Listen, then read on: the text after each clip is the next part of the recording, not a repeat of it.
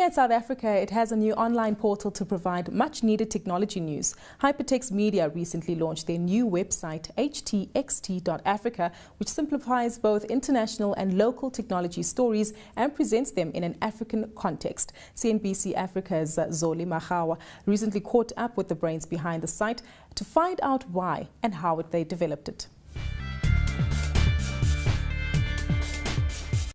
htxt.africa is South Africa's newest tech news and information website, aimed at telling both international and local technology stories in a simplified version to suit the African context.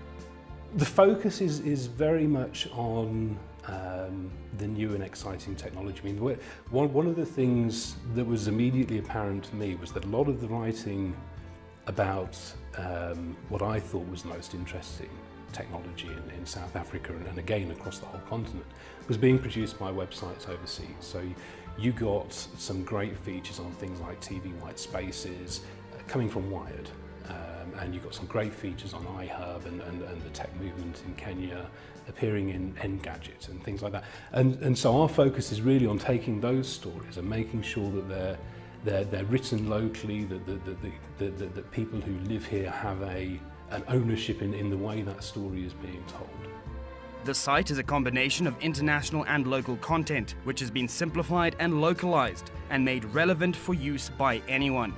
Our content is a mix of different things. I think on the one hand, we do have a certain amount of time a day we spend looking at aggregation of international stories, and I think there is space to kind of look at what's happening overseas and say who's releasing what today and work that out in a way that's appropriate for a South African audience. But we try not to spend too much time on that, and I think those stories we try to sort of condense down to a format that's as easily digestible and as quick to get through as possible, and we always make an effort, we always ensure, rather not make an effort, that we're linking to original sources and things. When it comes to content, a lot of that information is available out there and you can read the same things in multiple places.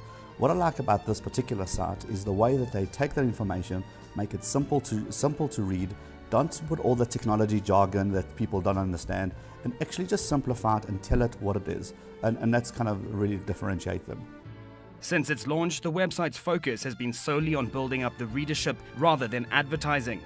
We've only been around for sort of five months or so, so advertising hasn't been our main focus. We're looking at building up readership and getting those stories out there. Now we are looking at other models. We're talking to agencies who can sell for our site. We're looking at sort of distributed models and joining ad networks and things. One thing we're not looking at especially is Google ads.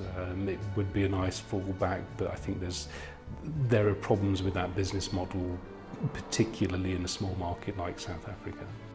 Hypertext Media prides itself in covering news stories on their htxt.africa site, much of which are nationwide exclusives. One of my proudest moments is that there is a guy up in Centurion who reinvented the 3D printer. He took the open source RepRap design, which is the one that's made 3D printing really popular across the whole world. And back in June, he won $20,000 for redesigning it.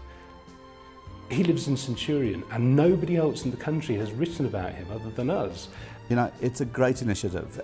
What we need in South Africa is nice content, nice information, which is locally relevant, has got the information that people on the street could actually use and actually understand. And the way that they write, the content that they cover is really, really good content.